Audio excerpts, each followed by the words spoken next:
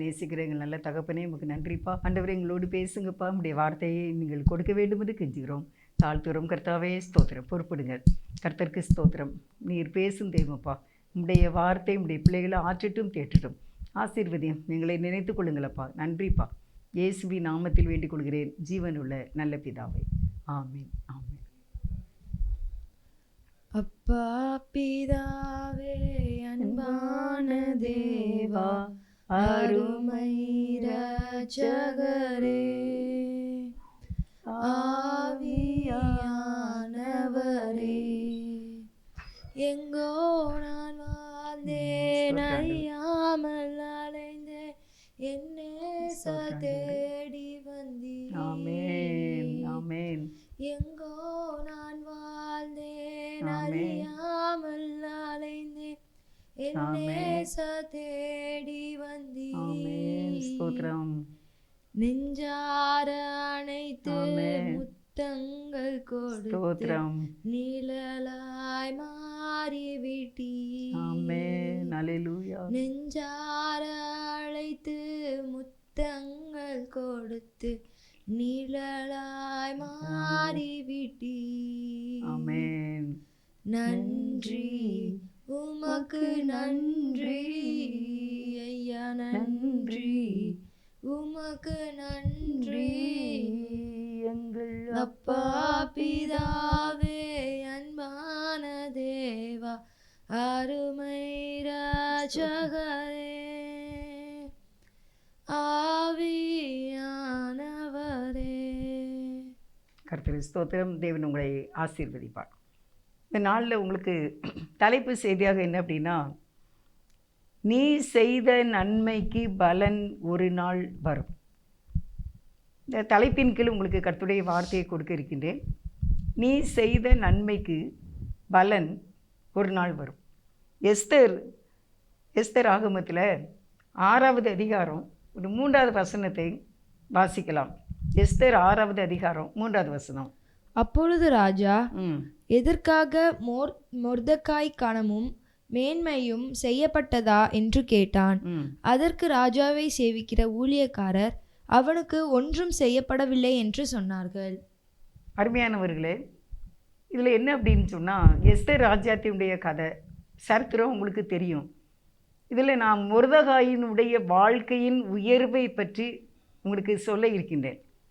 இதில் என்ன பார்த்தோம் அப்படின்னா, எஸ்தர் 6வது அதிகாரம் 3வது வசனத்தில், இதற்காக மொர்தெகாய்க்கு ஏதாவது செய்யப்பட்டதா என்று கேட்டான் ராஜாவின் சேவகர் இடத்துல. யார் கேட்கான்னா, ஆகாஸ்வேரு ராஜா. ஆகாஸ்வேரு ராஜா 120 நாடுகளுக்கு தலைவன். 120 நாடுகளே அரசாண்ட ராஜா தான் ஆகாஸ்வேரு ராஜா. அவருடைய மனைவியை தள்ளிவிட்டு எஸ்தர் ராஜ்யத்தை அவர்கள் திருமணம் செய்கின்றார்கள். அவருடைய சகோதரர் தான் அந்த மொர்தெகாய், சித்தப்பா அப்படின்னு சொல்லுவாங்க. இவர் என்ன செய்தார் அப்படின்னு அதில் கேட்காங்க. இதற்காக மொர்தெகாய்க்கு மேன்மை எதுவும் செய்யப்பட்டதா? அப்போ அவர் என்ன செய்தார்?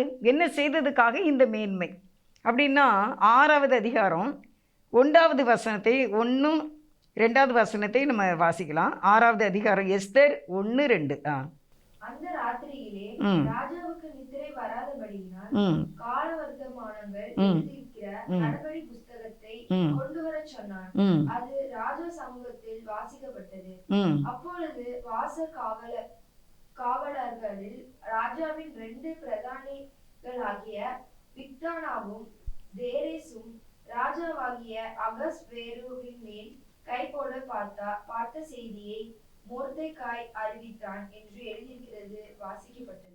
அருமையானவர்களே, அந்த என்ன எழுதி இதற்காக இவனுக்கு செய்யப்பட்டதா என்று கேட்காங்கல்ல, அதுக்கு முன்னால் உள்ளது என்ன சொல்கிறேன் அப்படின்னா, ஒரு நாள் இரவு 6வது அதிகாரம் 1வது வசனத்தில், ஒரு நாள் இந்த ஆகாஸ்வேரு ராஜாவுக்கு தூக்கம் வரல. அப்போ தூக்கம் வரலன்ன உடனே அவர் என்ன செய்தாருன்னா, அதில் நம்ம பைபிளில் நாளாகம புஸ்தகம் அப்படின்னு இருக்குது. இது நம்ம என்னென்னு எடுத்துக்கிட்டாச்சுன்னா டைரி தான். அந்தந்த நாளில் ராஜ அரண்மனையில் என்னென்ன நடக்கோ அதெல்லாம் என்ன செய்வாங்க, எழுதி வச்சிருப்பாங்க. அந்த எழுதி வச்சதில் என்ன அப்படின்னா 2வது வசனத்தில் காவலாளரின் 2 பிரதானிகளாகிய பிக்தானாவும் தேரேசும் இந்த 2 பேரும் சேர்ந்து ராஜாவை கொலை செய்யும்படி அவங்க என்ன செய்திருக்காங்க, கொலை செய்யும்படி கை போட பார்த்தார்கள். ராஜாவை கொலை செய்யணும் அப்படின்னு சொல்லி அவங்க முயற்சி செய்கிறத மொர்தகாய் என்பவர் பார்த்தார். அப்போ அவர் பார்த்த உடனே என்ன செய்கிறாரு, சொல்லிட்டார், உங்களை இப்படி 2 பேரும் கொலை செய்ய தேடுறாங்க, கொலை செய்ய கை போடுறாங்கன்னு. அதை உடனே அவங்க 2 பேரும் என்ன செய்யிட்டாங்க தெரியுமா, அதில் தூக்கு போட்டுட்டாங்க. நான் உங்களுக்கு ஷார்ட்டாக 30 நிமிடத்தில் இந்த செய்தியை நான் சொல்கிறேன், நீங்கள் நல்லா கவனமாக கேளுங்க, உங்களுக்கு இதில் புரியும் நம்ம வாழ்க்கையில் எப்படி நடக்கணும் அப்படிங்கிறத. அப்போ என்ன அப்படின்னா, இவங்க 2 பேரும் இப்படி செய்ததுனால இவங்க 2 பேரையுமே தூக்கில் போட்டுட்டாங்க. அவ்வளோதான், முடிஞ்சிட்டு. ஆனால் இதை அறிவித்த அந்த மொர்தகாய்க்கு எதுவுமே செய்யலை அப்படிங்கிறதான். அன்றைக்கி அந்த தூக்கம் வரல அந்த ராஜாவுக்கு, அகாஸ்வேரு ராஜாவுக்கு தூக்கம் வரலைங்கும் போது இந்த டைரி எடுத்து வாசித்துட்டு இருப்பா, என்னெல்லாம் நடந்திருக்கு நம்ம நாட்டில் அப்படின்னு.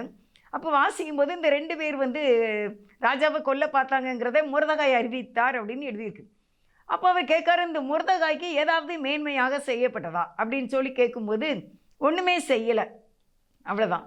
உடனே அதுக்கு என்ன சொல்ற அப்படின்னா, எஸ்தர் 6வது அதிகாரம் 6வது வசனம். ஆமான் உள்ளே வந்தபோது ராஜா அவனை நோக்கி, ராஜா கனம் பண்ண விரும்புகிற மனுஷனுக்கு என்ன செய்யப்பட வேண்டும் என்று கேட்டான். அதற்கு ஆமான், என்னையன்றி யாரை ராஜா கனம் பண்ண விரும்புவார் என்று தன் மனதிலே நினைத்து. பாருங்க, இதை நான் முடிச்சு சொல்றேன். ஆமான் யார் அப்படின்னா, அந்த ராஜா அரண்மனையில் ராஜாவுக்கு பக்கத்தில் உட்கார்ந்து இருக்கக்கூடிய ஒரு மனிதன். அவன் பேர் என்னன்னா ஆமான். அவனுக்கு என்ன, கிறிஸ்டினா பிடிக்காது, யூதர்கள் பிடிக்காது. அதனால் இப்போ மொர்தகாய் ஒரு யூதன் என்று அவர் கேள்விப்படுகின்றார். அப்போ கேள்விப்படும் பொழுது இந்த மொர்தகாயை எப்படியாவது கொலை செய்திடணும், கொன்றணும் அப்படிங்கிற ஒரு எண்ணம் இவருக்கு இருந்திருக்கு, ஆமான்கிறவருக்கு. ஆனால் அதனால் ஒரு நாள் இரவுலே அவர் அங்கே பேசணும் அப்படின்ட்டு வர்றாரு. ராஜாட்ட இந்த மொர்தகாயை எப்படியாவது கொலை செய்யணும் அப்படின்னு பேச வர்றாரு. அப்படி பேச வரும்போது அவர் உள்ளே வந்துக்கிட்டு இருக்கிறப்ப ராஜாவுக்கு அன்றைக்கி தூக்கம் வரலனால அவர் டைரியை வாசித்துட்டு இருக்கும்போது இப்படி 2 பேர் கொலை செய்ய தூண்டினாங்க, கொலை செய்யறது வந்தாங்க. அது மொர்தகாய் என்பவர் தான், அந்த யூதன் தான் அறிவித்தார். அதனால் அவங்கள கொன்னாச்சு. சரி, மொர்தகாய்க்கு ஒன்றுமே செய்யலையே, ஏன் அவன் எவ்வளோ பெரிய காரியத்தை செய்திருக்கான், இந்த ராஜாவை கொலை செய்கிறவங்களை கண்டுபிடிச்சி இருந்திருக்கானே, இது எவ்வளோ பெரிய ஒரு காரியம், இது ஏன் இப்படி ஒன்றுமே செய்யலைன்னு யோசிச்சுட்டு இருக்கும்போது இந்த ஆமான்கிற யூதருக்கு விரோதமாக, கிறிஸ்தவங்களுக்கு விரோதமாக செயல்பட்டு அந்த மொர்தகாயை கொலை செய்ய வேண்டிய என்பவர் அந்த இடத்துல வந்துக்கிட்டு இருக்கும்போது ராஜா இதை பார்த்து விட்டார். அப்போ அங்கே யார் அப்படின்னு சொல்லிட்டு அவர் உள்ளே வந்தபோது ராஜா அவன் அந்த ஆமான்ட்ட கேட்காரு, ராஜா ஒருத்தரை கணவனுனா என்னெல்லாம் செய்யலாம் அப்படின்னு சொல்லி ஆமான்ட்டே கேட்குறாரு. ஆமான் தான் மொர்தகாயை கொலை செய்யணும், எப்படியாவது இந்த இடத்த விட்டு அகற்றணும்னு நினச்சிக்கிட்டு இருக்க தக்கன அந்த இடத்துலையே ராஜா கேட்காரு, ராஜா நான் ராஜா, நான் ஒரு மனுஷனை கணம் பண்ணேன்னா என்னெல்லாம் பண்ணலாம் அப்படின்னு கேட்கும்போது இங்கே தான் நான் முக்கியமான மேட்ரு உங்களுக்கு சொல்ல வரேன். ஆமான் என்ன நினைத்தார் அப்படின்னா, அந்த 6வது அதிகாரத்தில் என்ன என்று அதை மட்டும் வாசியும் பின்பகுதி. என்னையன்றி யாரை ராஜா கணம் பண்ண விரும்புவார் என்று தன் மனதிலே நினைத்து. ராஜா யார், நான் தான் ராஜா பக்கத்தில் உட்கார்ந்துருக்கேன், பிரதம எல்லாம் மந்திரியாக, என்ன கணம் பண்ண விரும்பாமல் யாரை கணம் பண்ண விரும்புவார் என்று தன் மனதிலே நினைத்தான். இந்த மனதிலே நினைத்த இந்த ஒரு பெருமையான மேட்டிமையான எண்ணத்தினால் அவருக்கு அது தோல்வியாக முடிகிறது என்று நம்ம பார்க்கலாம், கடைசியில் பார்க்கலாம். அப்போ என்ன அப்படின்னா, 7வது வசனத்தில் நம்ம வாசிக்க கேட்போம். 6:7, எஸ்தர் 6:7. ராஜாவை நோக்கி, ராஜா கனம் பண்ண விரும்புகிற மனுஷனுக்கு செய்ய வேண்டியது என்னவென்றால் என்ன, ராஜா கனம் பண்ணுகிற மனுஷனுக்கு என்ன செய்யலாம் அப்படின்னா, என்னெல்லாம் சொல்ல போகிறாருன்னு உங்களுக்கு நான் சுருக்கமாக வாசிக்கிறேன். ஆனால் என்ன நினச்சாரு மனசில் அப்படின்னா, என்னைய தானே ராஜா கனம் பண்ண விரும்புவார்னு அவன் என்னெல்லாம் சொல்லலாமோ, எவ்வளோ ஒரு பெரிய பெரிய காரியங்கள் நான் உங்களுக்கு நான் இப்போ வாசிக்க சொல்கிறேன். அவ்வளோ பெரிய காரியங்களை இந்த ஆமான் சொல்லிட்டார். அது யாருக்கு கிடச்சிட்டு கடைசியில் அப்படின்னா மொர்தகாய்க்கு கிடைத்து விட்டது. அப்போ இந்த ஆமான் என்ன சொன்னார், ராஜா கணவனை விரும்புகிற மனுஷனுக்கு என்ன சொன்னார் அப்படிங்கிறத நான் 8வது வசனத்தில் நம்ம வாசிப்போம். ராஜா உடுத்திக் கொள்ளுகிற ராஜா உடுத்திக் கொள்ளுகிற ராஜ வஸ்திரம், ராஜா ஏதுகிற குதிரையும் அவர் சிரசிலே தரிக்கப்படும் ராஜமுடியும் கொண்டு வரப்பட வேண்டும். 9 அந்த வஸ்திரமும் குதிரையும் ராஜாவுடைய பிரதான பிரபுக்களின் ஒருவனுடைய கைகளில் கொடுக்கப்பட வேண்டும். ராஜா கனம் பண்ண விரும்புகிற மனுஷனை அலங்கரித்த பின் அவனை குதிரையின் மேல் ஏற்றி நகர வீதியில் உலாவும்படி செய்து, ராஜா கனம் பண்ண விரும்புகிற மனுஷனுக்கு இப்படியே செய்யப்படும் என்று அவனுக்கு முன்பாக கூறப்பட வேண்டும் என்றார். இந்த ஆமான் மனசுல என்ன நினைச்சாரு? நான் என்னை தவிர யாரை ராஜா பெருசா நினைச்சிருப்பாரு அப்படின்ட்டு ஒரு பயங்கரமான பிளான் கொடுக்குறார். அந்த பிளானை தான் இப்போ நம்ம வாசித்தோம். ராஜா உடுத்தி கொள்ளுகிற ராஜவஸ்திரம். கொஞ்சமாவது அவருக்கு ஒரு தாழ்மை இருக்கா? ராஜா கட்டுற ட்ரெஸ்ஸை நம்ம கட்டலாமா? நம்ம ஒரு மந்திரி தானே அப்படின்னு நினைக்கல. ஏன்னா அவருடைய மனதின் நினைவு தவறான நினைவு. இந்த நாளிலே நாமும் மனதிலே நினைக்கிறதை பெருமையாக மேட்டிமையான ஒரு எண்ணமாக நினைக்கவே கூடாது. தாழ்மையாக இருக்க வேண்டும். தாழ்மையான எண்ணம் வேண்டும். நம்ம மனதில் நினைப்பது நல்லதாகவே நினைக்க வேண்டும். ஆனால் நமக்கு கெட்டதாக நினைக்க வரும். இந்த ராமானுக்கு வந்த மாதிரி நமக்கு வரும்.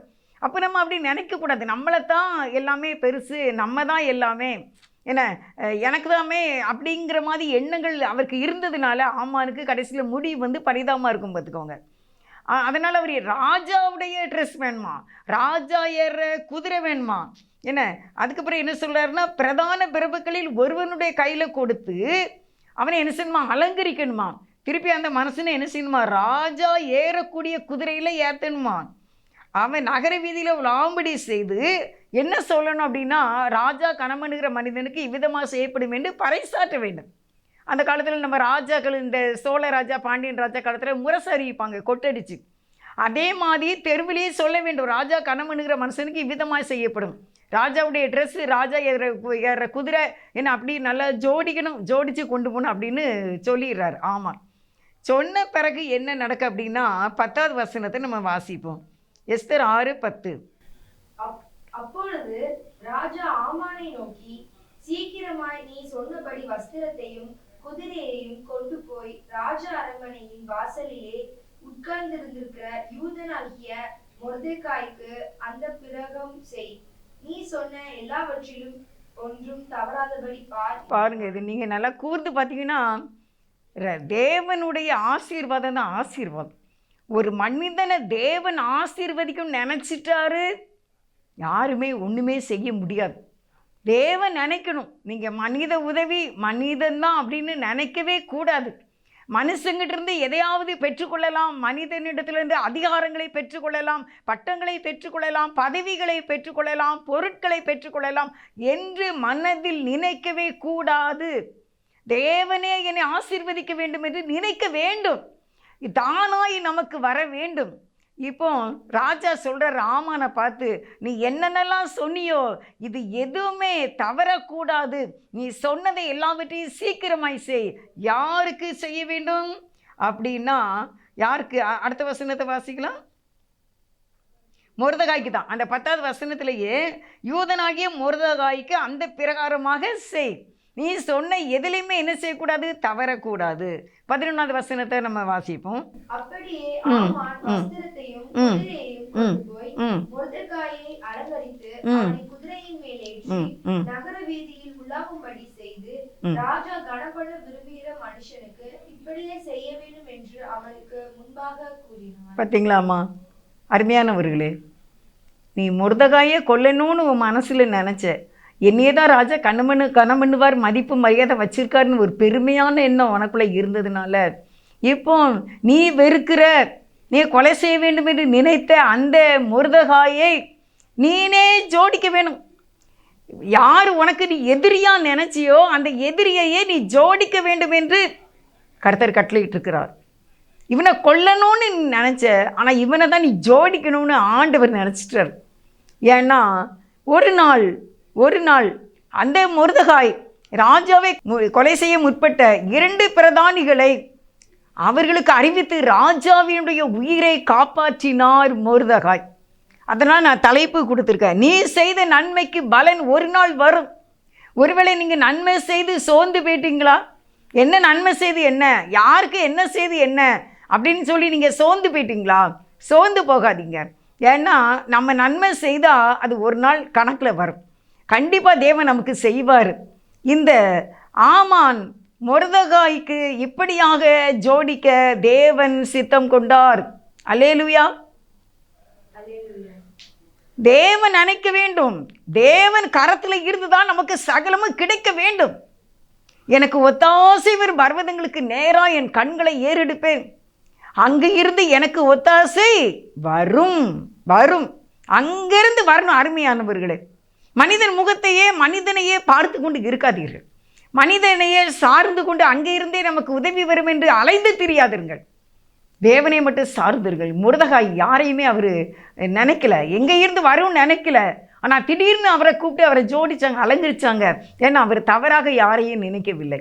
அவர் நல்லதே மட்டும் செய்ததுனால இவ்வளோ பெரிய ஒரு ஆசீர்வாதத்தை நம்ம அங்கே பார்க்கின்றோம்.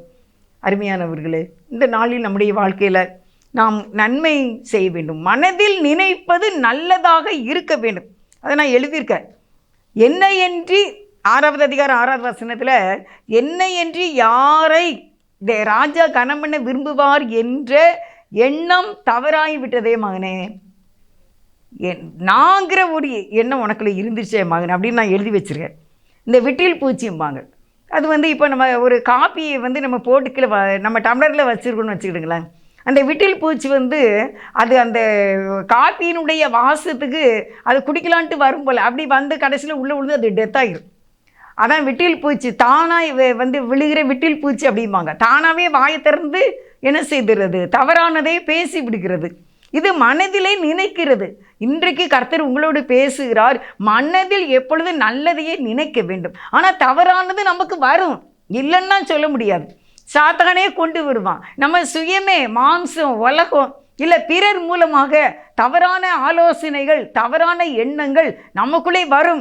நாம் அதை கர்த்தருடைய கிருபையினால் நம்ம தள்ளிவிட்டு நம்ம மனசில் எப்பவும் நல்லதையே கொண்டு வைக்க நம்ம நினைக்கும் போது தேவனாகிய கர்த்தர் நம்மை ஆசீர்வதிப்பார். நீ தவறாக நினைத்து விட்டாயே மகனே, உனக்கு நல்லதையே நினைக்க தெரியலையே, நீ பார்த்த விதம் தவறு. மொர்தெகாயை நீ பார்த்த விதம் தவறு. மொர்தெகாயை பற்றி நீ கேட்ட விதம் தவறு, சொன்ன விதம் தவறு. எல்லாமே தப்பாக போய்விட்டதே. சுயநலம் என்னும் பேய், சுயநலம் என்னும் அரக்கன் அவனுக்குள்ளே காணப்பட்டான். மொர்தெகாய்க்குள்ளே அந்த சுயநலம்தான். நான் எல்லாமே நான் தான் அப்படின்னு சொல்லி அவர் நினச்சதுனால கடைசியில் அவர் தூக்கு தண்டனை அவருக்கு கொடுக்கப்படுகின்றது.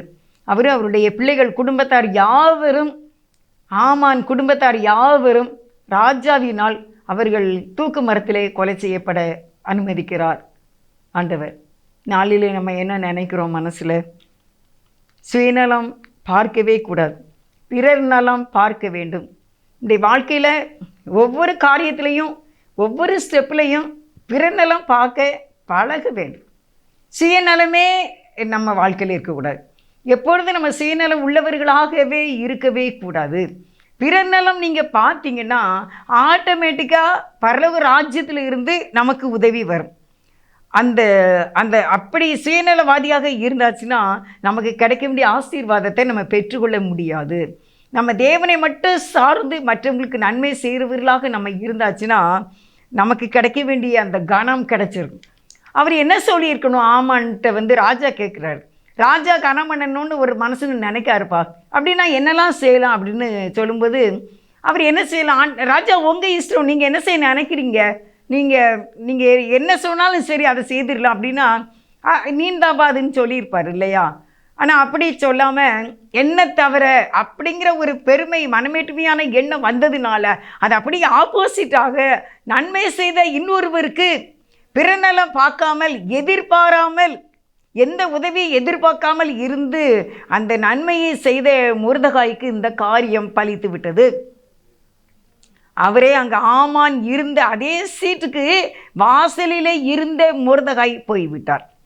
அருமையானவர்களே, இந்த நாளில் நம்ம எல்லாரையுமே பார்க்கும்போது எல்லாருமே நல்லா இருக்க வேண்டும் என்று நினைக்க வேண்டும். பிறர் நலமே பார்க்க வேண்டும்.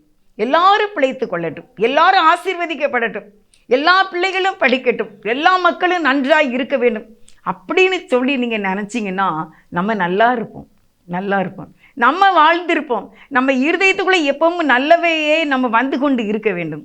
பிறரை பார்த்து ஏமாந்து போவாதீர்கள், பிறரை பார்த்து விழுந்து போவாதீர்கள், மற்றவங்களையே பார்த்து நீங்கள் சோர்ந்து போய்விடாதீர்கள். மற்றவங்களே இந்த காலத்தில் நான் அதை பார்க்குறேன். நாங்கள் ஆண்டவரை ஏற்றுக்கொண்டு ரட்சிக்கப்பட்ட காலத்தில் நாங்கள் 100 பேர் கூடி ஜெபம் பண்ணியிருக்கோம். எந்த விதமான தவறான சிந்தனைகளோடு யாருமே பேசுனது கிடையாது, பழகுனது கிடையாது. எவ்வளவோ பேர் ஆண்டவருக்குள்ளே சந்தோஷமாக பேசிகிட்டு இருப்போம். அப்போல்லாம் எல்லாரும் சொல்லுவாங்க, நமக்குள்ளே பொறாமலாம் இல்லையே அப்படின்லாம் ஒரு சகோதரி ஒரு நாள் சொன்னாங்க, சில வருடங்களுக்கு முன்பாக. ஆனால் இப்பொழுது அப்படியே பார்க்கவே முடியவில்லை. எல்லாருமே ஒரு சுயநலவாதிகளாக கர்த்தருக்குள்ளே முழுவதுமாக தன்னை அர்ப்பணித்து பிறருக்காக வாழக்கூடிய மக்கள் இல்லை. எத்தனையோ ராஜாக்கள், தலைவர்கள் அப்படி வாழ்ந்திருக்கிறார்கள்.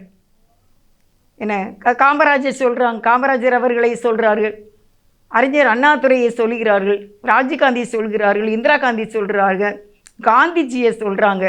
அதே மாதிரி உலகத்தில் ஆவிக்குரிய வாழ்க்கையில் அநேக பரிசுத்தவான்களை சொல்கிறாங்க. வாட்ச்மேன் அவர் தான் வெளிநாட்டில் இருந்து வந்து அவர் சீனாவில் அப்படி கஷ்டப்பட்டு அவர் மரித்தார். அவங்களாம் சுயநலத்தை பார்க்கவே இல்லை, பிற நலத்தையே அவர்கள், கிறிஸ்துவையே அவர்கள் பெருமையாக ஆக்க வேண்டும் என்று நினைத்ததுனால அவர்கள் இன்றைக்கி சரித்திரம் படைத்திருக்கிறார்கள். நம்ம இன்றைக்கு என்ன, பிறரையே பார்க்கிறவர்களாக, பிறர்கிட்ட மற்றவங்கிட்ட இருந்த எதையாவது பெற்றுக்கொள்ள வேண்டும் என்ற எண்ணம் உடையவர்களாக நீங்கள் இருந்தீர்கள் என்றால் உங்களுக்கு பரலோக ராஜ்யத்திலிருந்து உதவி எப்படி வரும்? நீங்கள் அதற்காக தான் ஜெபிக்க வேண்டும். மனுஷனுடைய உதவியை தேடாதபடிக்கு தேவ சமூகத்தில் நீங்கள் கண்ணீரோடு நீங்கள் ஜெபித்து பாடுங்கள். உண்மைதான் நம்பியிருக்கேன் ஆண்டவரை. ஏன்னா மொர்தெகாய் அப்படி தான் நம்பியிருந்தார், எஸ்தரும் அப்படி தான் நம்பியிருந்தாங்க. 3 நாள் அவங்க உபவாசம் இருந்து கர்த்தரை நோக்கி ஜெபம் பண்ணாங்க. இந்த காரியத்தை கர்த்தர் கைகூடி வர பண்ணினார். அதனால் நம்மளும் அப்படி தான், அந்த மாதிரி தான் வாழணும், பரிசுத்தவான்கள் மாதிரி நம்ம வாழணும். எல்லா சூழ்நிலைக்கும் நம்ம கர்த்தரையே எதிர்பார்க்க வேண்டும். கர்த்தரை நம்புகிறவனோ செழிப்பான். நான் இப்போ இந்த நான் ரெக்கார்டிங் வரும்போது ஒரு இடத்துல வசனம் ஓடிக்கிட்டு இருந்துச்சு. அதில் கர்த்தரை நம்புகிறவனும் செழிப்பான்கிற அந்த வார்த்தையை நான் பார்த்தேன், வசனத்தை பார்த்தேன். இன்றைக்கி நீங்கள் கர்த்தரை நம்பாததுனால உங்களுக்குள்ள செழிப்பு இல்லையா? நான் உண்மை நம்புகிறேன் ஆண்டவரே, இன்னையிலிருந்து நான் உங்களை நம்புகிறேன். நீங்கள் தான் என் நம்பிக்கை, நீரே என் நம்பிக்கை. என் நம்பிக்கையே உமக்கு ஸ்தோத்திரம், என் புகலிடமே உமக்கு ஸ்தோத்திரம். என் நம்பிக்கையே உமக்கு ஸ்தோத்திரம், என் புகலிடமே உமக்கு ஸ்தோத்திரம். உம்மைத்தான் நான் நம்பியிருக்கேன், அற்புதங்கள் எனக்கு செய்யுங்கப்பா. உம்மைத்தான் நான் நம்பியிருக்கேன், அற்புதங்கள் எனக்கு செய்யுங்கப்பா. என் நம்பிக்கையே உமக்கு ஸ்தோத்திரம், என் முழு உள்ளமே உமக்கு ஸ்தோத்திரம்.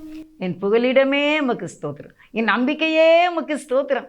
உம்மைத்தான் நான் நம்பி இருக்கேன், உம்மைத்தான் நம்பி இருக்கேன் என்று அறிக்கை செய்து தேவனை மாத்திர ஒவ்வொரு காரியத்துக்கும் நீங்கள் நோக்கி பார்த்தீர்களானால் தேவன் கண்டிப்பாக உங்களை ஆசீர்வதிப்பார். அருமையானவர்களே, பிறரையே பார்த்து ஏமாந்து போகாதீர்கள், பிறரை பார்த்து விழுந்து போகாதீர்கள், பிறரை பார்த்து உங்களுடைய ஆவிக்குரிய வாழ்க்கையும் சரீர பிரகாரமான வாழ்க்கையை நீங்கள் நஷ்டப்படுத்தாதீர்கள். அப்படிங்கிறத தான் இல்லை எடுத்துக்காட்டுது. நீங்கள் நினைக்கிறதை, மனசில் நினைக்கிறதை நன்றாக யோசித்து பாருங்கள். நம்ம நினைக்கிறது சரியா தப்பா, என்ன நினைக்கின்றோம், இந்த நினைவு என் தேவனுக்கு பிடிக்குமா? தனக்கு மதிப்பு மரியாதை கிடைக்கல என்று பெருமை பாராட்ட மனதில் இடம் வேண்டவே வேண்டாம்.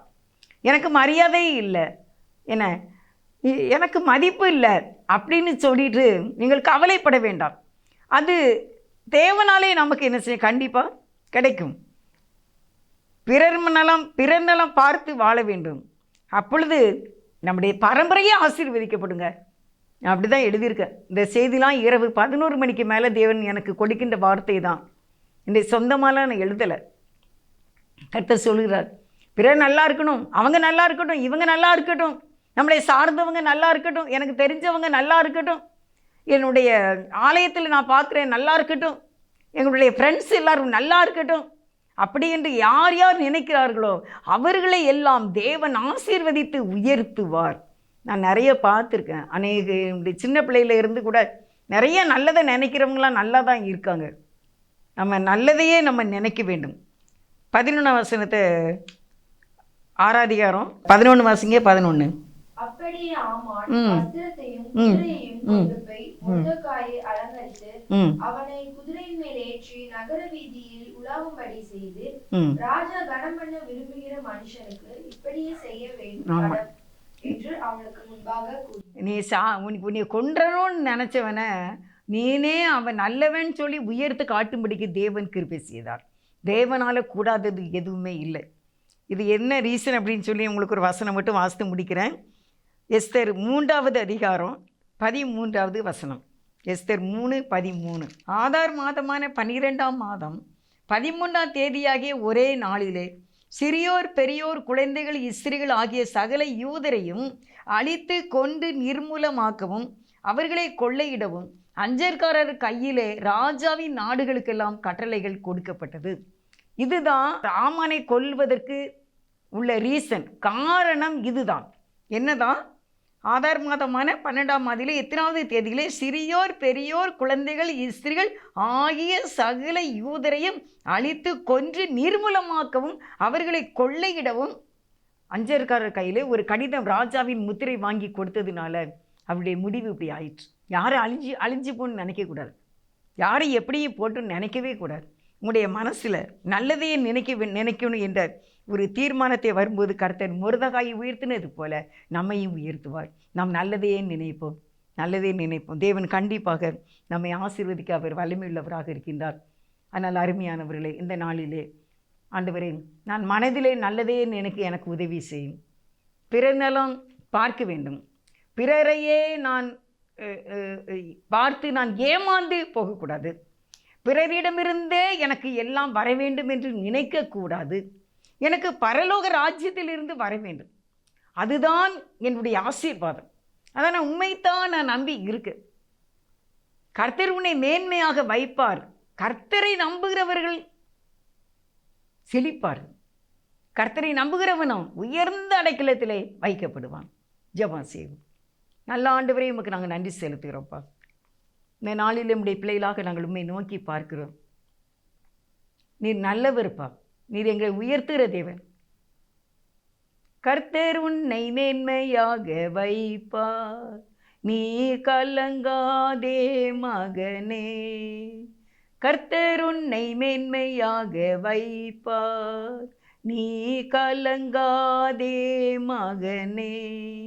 கையிடும் வேளையில் ஆசீர்வாதமும் களங்களில் நிரம்பிடும் நன்மை உண்டாக கர்த்தர் மேன்மையாக வைப்பார். கர்த்தர் உன்னை மேன்மையாக வைப்பார், நீ கலங்காதே மகனே. ஸ்தோத்திரம். நல்ல ஆண்டவரே, உமக்கு நன்றிப்பா.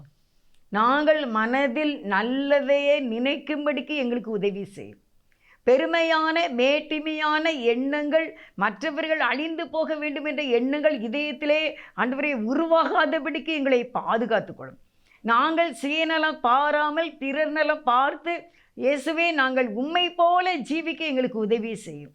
உம்முடைய பிள்ளைகளாக இந்த பூமியிலே நாங்கள் வாழ்ந்து உம்முடைய ராஜ்யத்தை சுதந்திரிக்க எங்களுக்கு கிருபை தாரும்.